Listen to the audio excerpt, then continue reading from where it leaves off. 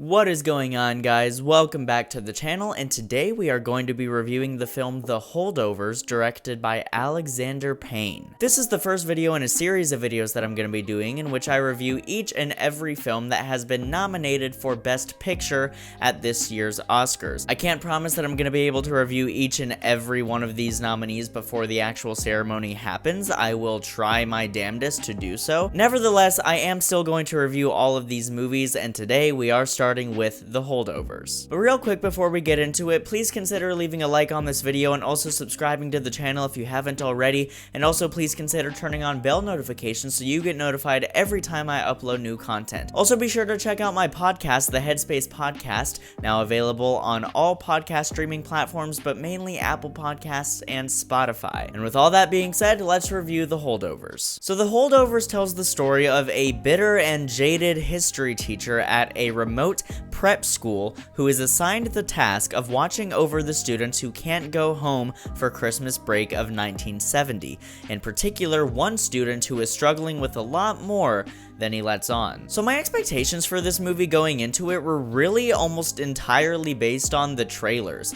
I was familiar with Alexander Payne as a filmmaker, but I had actually never seen one of his movies before, as blasphemous as that might be to hear. However, those trailers really did a lot for me in getting me excited for this movie. I really particularly loved the dedication that it seemed like this movie had to capturing the look and feel and aesthetic of classic films from the late 60s and early 70s. I was really impressed with how well it seemed to be capturing that era of not only cinema, but also just history in general. But at the same time, I was also very intrigued to see the performances in this film. Paul Giamatti was the only actor that I was actually familiar with going into this movie. Obviously, everybody knows him. So obviously I was familiar with him, but it also seemed like everybody else, all these other unknown actors to me anyway, were also going to be doing incredible work in this movie. So that also raised my expectations a little bit. It got me pretty excited for it. And I'm so happy to say that this movie did not disappoint. However, if you're familiar with how I review movies now, I am going to get the negatives out of the way first because I always like to end on a positive.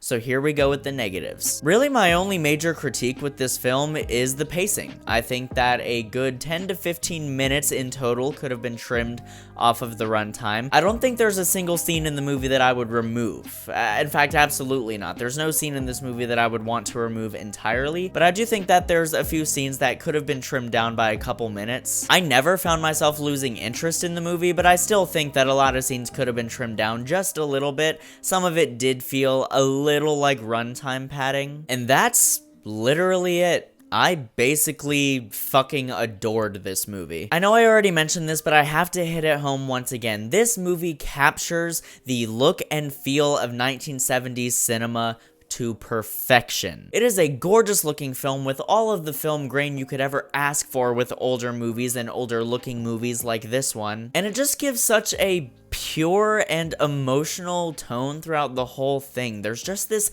steady glow to it, both literally and metaphorically, through the technical craft. Like, if I didn't know that this was a new movie and you told me that it came out in 1970 and I had no idea who Paul Giamatti was, I would probably believe you. This is also reflected in the musical score, which is refreshingly laid back and gentle, but also contains the perfect swells of emotion whenever the film calls for it. Our three main leads in the film, Paul Giamatti of course, but also Dominic Sessa and Divine Joy Randolph, are all fantastic. Each of them are playing characters that are all grieving in their own ways about different things, and I think that they all nailed it. But the heart and soul of this movie is really on the relationship between Giamatti and Sessa's characters. It is such a well-executed arc because both of these characters are both broken in their own unique ways, and watching this older guy, Paul Giamatti's character, have his emotional blockade and borders sort of chipped away at bit by bit as he grows to care more and more for Dominic Sessa's character Tully was just one of the most emotionally cathartic experiences I've had with a film in a long time. Divine Joy Randolph, though, especially shines here as a mother who is grieving the recent loss of her son in the Vietnam War, and I, ironically enough, saw her as such a beacon of joy and hope in this movie that does deal and touch on a lot of heavy subject matter. I just thought the way she chose to portray this mother's grief was just so beautiful and genuine and important, I think, for audiences to see. And honestly, that goes for all of the performances in this movie. This film does touch on some pretty heavy subject matter, but somehow manages to maintain a wonderful experience and depiction of human empathy, love, and joy in the midst of darkness. It's really more so a meditation on those things, because while the movie does have its emotionally devastating subject matter,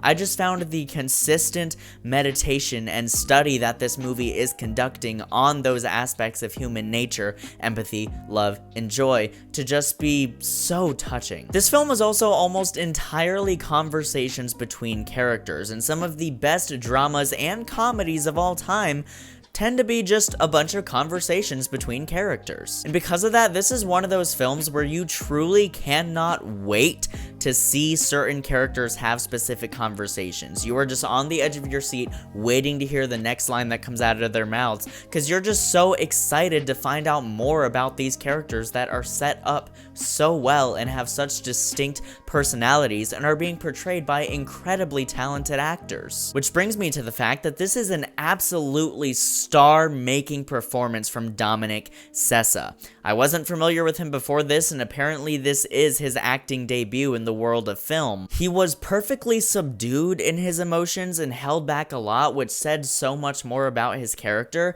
while still having plenty of opportunities and scenes in this film to flex not only his comedic, but also his dramatic acting chops. And I do think that this guy's gonna become an icon. The film also boasts an incredibly well-written script that further captures the aesthetic of 70s cinema with very quick, clever, witty dialogue that also manages to whip up some pretty existential lines that kind of sound like great quotes from any given philosopher of times past. As it is a dramedy, there are many hilarious lines in this film that work very well and the deliveries of them, but there are just as many soul-crushing lines that just really break you and sit with you, and also very emotionally inspiring lines, and lines that they're burned in my head now, and I'm probably going to be reciting them in future events of my life when I'm just looking for some motivation. It really is that powerful. Like, the third act of this movie affected me emotionally in ways that I just haven't been affected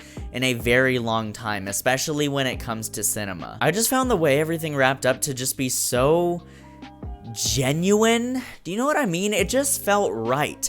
It felt so right, and it also managed to not be predictable, which is hard to do.